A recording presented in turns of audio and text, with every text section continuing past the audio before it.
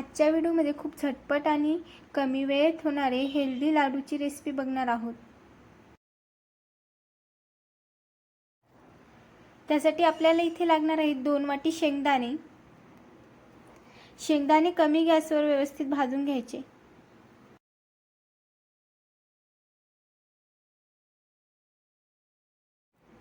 शेंगदाणे भाजल्यानंतर शेंगदाणे ताटामध्ये काढून पूर्ण थंड करून घ्या। थंड झालेले शेंगदाणे मिक्सरच्या भांड्यामध्ये टाकून घ्यायचे। त्यामध्ये 1.5 वाटी गूळ टाकून शेंगदाणे आणि गूळ मिक्सरमध्ये फिरवून घ्या।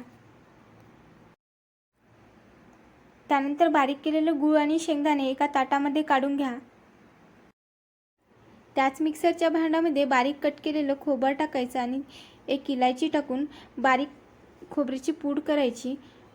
बारीक केलेली खोबऱ्याची पूड गूळ आणि शेंगदाण्याच्या पूडमध्ये टाकून मिक्स करून घ्या।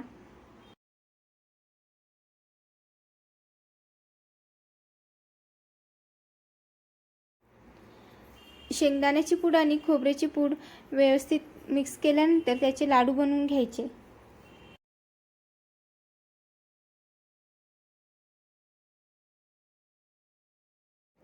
याच पद्धतीने बाकीचे उरलेले सुद्धा लाडू बनवून घ्यायचे।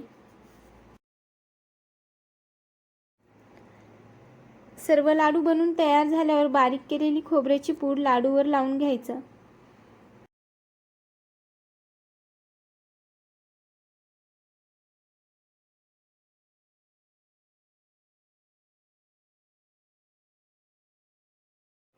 हेल्दी आणि टेस्टी शेंगदाणे आणि खोबरची लाडू तयार झालीत। व्हिडिओ आवडल्यास लाईक, शेअर आणि सबस्क्राईब करा।